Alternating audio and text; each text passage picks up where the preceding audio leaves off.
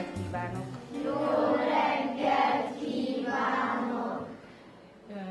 Folytatjuk tovább a történelmi projektünket, mégpedig egy új történettel fogunk a mai órán megismerkedni. A projektem témája a történelmi olvasmányok 3. osztályban és 4. osztályban. A gyerekeknek elég unalmasak ezek a szövegek, tehát nem maga a történelem, hanem a szövegek. Ezért gondoltam azt, hogy ha színesebbé teszem számukra a feldolgozást, akkor jobban fogják élvezni, ezzel egy picit megalapozom a történelem tanítást is. Miért volt fontos a magyaroknak, hogy István koronával királlyá koronázták?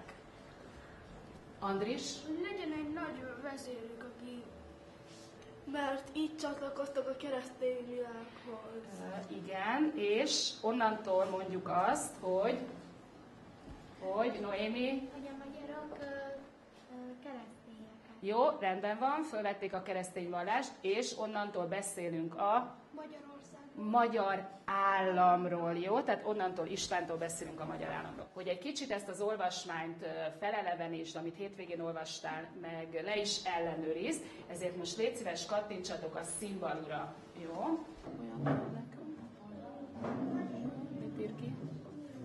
Itt van. Figyelj csak, a központi nagy fehér szimbalus tábla jobb oldalán, közvetlenül mellette egy kis sárga ikon.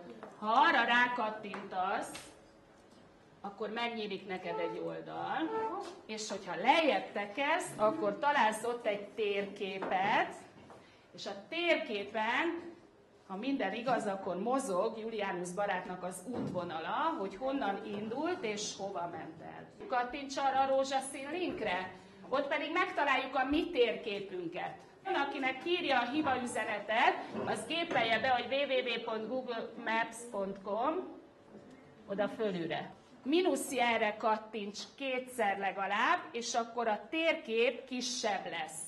Akkor most fönt a menüsorban kattints vissza a Julianus barát térképre, hasonlítsd össze a kettőt, hogy jól rajzoltuk-e az őshazát. Ők még nem annyira internet használó generáció, tehát még ahhoz túl kicsik. Azt tartom jónak, hogyha én mutatom meg, hogy az internetnek melyik részét érdemes használni, akkor talán egy kis szemléletformálást alakítok ki náluk kicsikorban, és amikor majd nagyobbak lesznek gimnazisták, akkor ezt használni fogják. Tehát nem az lesz, hogy most akkor bármilyen információ jó, ugye erre szokták mondani, vagy ezt szokták mondani a fiatalokról, hogy a Ctrl-C, Ctrl-V-vel bármilyen információt elfogadnak. Remélem, hogy ők nem olyanok lesznek. A mai órán a tatárjárás egy központi eseményéről, egy nagyon szomorú eseményről fogunk olvasni, ez pedig a Muhi csata. És most szeretném ennek a Muhi csatának, magának a csatának a felállását, a két ellenfélnek az egymással szemben állását megmutatni az olvasókönyvünkben. A projektnek az alapkérdése az volt, hogy hogyan válnak valóra őseink álmai. És erről időről időre mindig beszélünk, hogy vajon abban az időszakban mi lehetett az álma a mi őseinknek, és azok vajon valóra váltak-e vagy sem. Projektszintű kérdések, hogy mit jelent a gyerekek számára a haza, mit jelent a hősiesség, a nagy történelmi személyek hogyan váltak hősökké.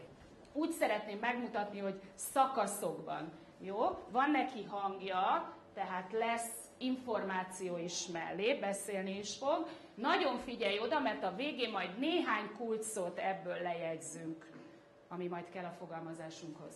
Jó? Batukán tatárserege támadólag lépett fel, és éjszaka támadást intézett a magyarok által védett híd ellen. A támadást azonban Kálmán herceg és ugrini érsek csapata visszaverte. A tatárok hajnalban újra támadtak, ám ezúttal nem csupán a híd ellen. A szárnyakon lévő tatár csapatok átkeltek a gázlókon, és ostromtűrűt kezdtek kialakítani a magyar tábor körül. Jó, most hogy áll a csata, Bence? Úgy áll a csata, hogy a tatárok éppen nyilatják. Jó, de először még? Úgy látszott a dolog, hogy a magyarok győznek, Igen. De a tatárok erősítést hoztak, és elkezdték nyilazni a magyaroknak a táborát. Körülvették a magyarok. Jó, ez egy nagyon fontos kulcsszó. Körülvették a magyar tábort. Rendben, jön a következő. Harmadik szakasz. A szűk helyen rendezetlenül harcoló magyar sereg teljesen megzavarodott a tábort lángba borító nyílzáportól. Tehát úgy áll most a csata, hogy még mindig itt van a körgyűrű a szekértábor körül. Negyedik szakasz. A magyar tábort egyre másra hagyták el a menekülő csapatok. Ám a tatárok mindenkit üldözőbe vettek, és senkinek sem kegyelmeztek. Jó, hogyan ért véget a csata? Úgy ért véget a csata, hogy a tatárok elűzték a magyarokat a táborból és elfoglalták. Hát inkább a magyarok elmenekültek, vagy legalábbis megpróbáltak elmenekülni. El tudtak-e menekülni a magyarok? Nem. Miért? Ezt is meg kell mondani, Marci. Én szerintem azért, mivel a tatárok többen voltak, mint a magyarok. Nem, pontosan megmondja, hogy miért nem tudtak elmenekülni a magyarok. Gergő? Szerintem azért, mert a tatárok üldözőbe vették a magyarokat, és megölték őket. Hát mit csináltak velük? Lenyilazták őket. Kinek sikerült egyedül elmenekülnie? Negyedik Bélának. Negyedik Béla királynak ez azért fontos, mert a történetben majd ennek szerepe lesz. Jó, mostani órán a szakértői mozaik az úgy nézett ki, hogy felosztották az olvasmányt nem tartalmi egységekre, hanem inkább mennyiségi egységre, és ugye itt nagyon jól megvalósulhat a differenciálás, mert akinek egy picit még nehezebben megy, mert ilyen gyerek is van az olvasás, vagy a szövegnek a megértése, ott kértem tőlük, hogy rövidebb szöveget kapjon az a gyerek. Hogyha a saját szöveg feldolgozásával készen voltak, akkor elmesélték egymásnak a történetet.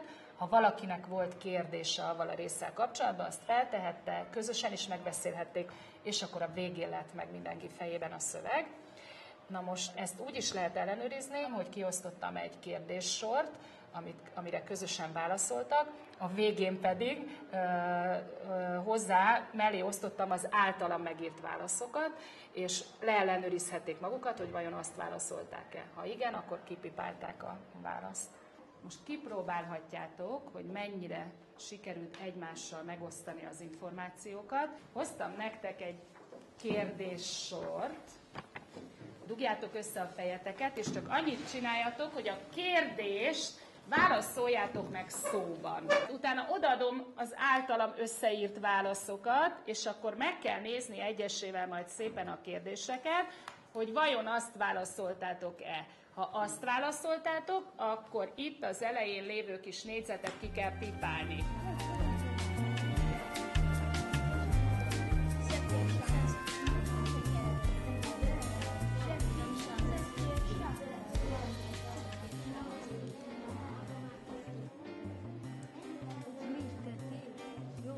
Ebben vannak a válaszok. Ha azt válaszoltátok, amit én ide leírtam, vagy valami hasonlót, akkor zölddel tehettek egy pipát. Rendben? Jó. Akkor most kéne elővenni a kulcsszavak gyűjteményét a laptopon. Ott volt az a kis Rubik kocka jel, ha arra rákattintasz, akkor a Drive-ra kell kattintani. Rubik kocka jel, igen, és a Drive-ra kell kattintani, és rögtön ehhez a dokumentumhoz érsz. Aki ott van, az már is próbáljuk ki az udvariasságot, valamelyik cellát válassza ki. De jó, már 2 udvarias csoport van, hol a harmadik, még egy harmadiknak kéne lenni, mert kettőjüknek van gondjuk, hol a harmadik? Jó, nagyszerű. És akkor most úgy, ahogy a múltkor csináltuk, kezdjétek el a kulcsszavakat szépen begépelni, egy valaki gépeljen, az összes többi gyerek az olvasmányból diktálja a kulcsszavakat. Menjünk le az aljára, Csaba. Aljára. Jó, és akkor tiétek a 4., mert már 3 benne vannak, mehetnek a kulcsszavak. Találtam már, nézzetek, 2 kulcsszót, de ez még nagyon kevés. Mehet. most azonnal látható, hogy milyen fontos kulcsszavak voltak ebben az olvasmánnyal kapcsolatban mindegyikőtök fejében. 1241. Jó, például az évszám nagyon fontos, 1241. Jó, Noémi? A Muhi falu. A Muhi falu nagyon fontos. Tamás? Rogérius püspök, nagyon fontos. Elérkezett ennek a majdnem másfél órának a vége. Egy kicsit értékeljük az órát is, meg magunkat is, aztán átmegyünk a Class Dojo-ra, és ott adhatsz magadnak értékelést. Andris, te mit mondasz? Szerintem nagyon jó volt az óra, és Muszáj mondanod, hogy mi tetszett benne, mert ez a nagyon jó, ez nem jó. Általánosan jól érezted magad. Tanulhattunk. Jó, tetszett az. Rendben van. Elmegyek a Class Dojo-ra, és akkor elkezdjük szépen Tominál. Mindenki ma választhat magának egy értékelést. Miben volt ma a legjobb? A Class Dojo-t nagyon szeretik. Először én megalkottam ezeket az értékelő mondatokat, aztán utána ők is hozzátettek, mit szeretnének még beleírni. Túl nagy spektrum nincs ebben a dologban, tehát azt hiszem körülbelül olyan 20 értékelő mondatot lehet betenni a Class Dojo-ba, de az ő korosztályuknak ez még abszolút megfelelő. 3 évünk volt arra, hogy megtanulják önmagukat is helyesen értékelni. És mostanában ezt már így 4. osztályra nagyon jól használják. Tehát amit én gondolok róluk, körülbelül azt kapom vissza. Tamás, te mit választanál magadnak? Úgy nagyjából emlékeztek is, hogy mik az értékelések.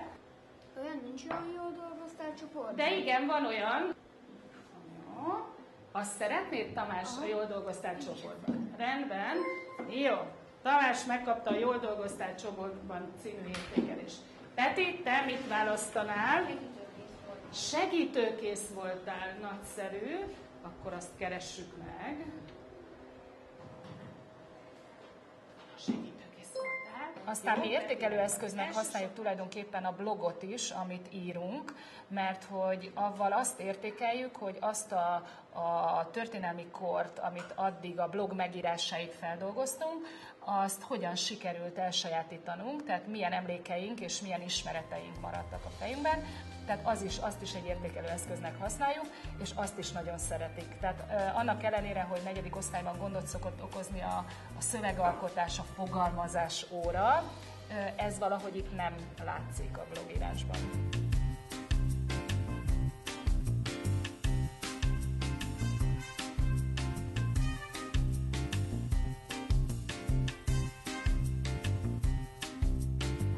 Elsősorban fejlődik az egymással való kommunikációs készségük. Aztán remélem, hogy egy kis történelmi ismeret is lesz, legalábbis előzmények lesznek az ő fejükben, és ez majd segíti a történelem tanulásukat felső tagozatban. Aztán hát az IKT készségük az mindenképp, 1 óra biztosított informatika óra van elsőskorútól, tehát mi feljárunk az informatika terembe, és mire felkerülne, ez elég magas szinten fog működni náluk.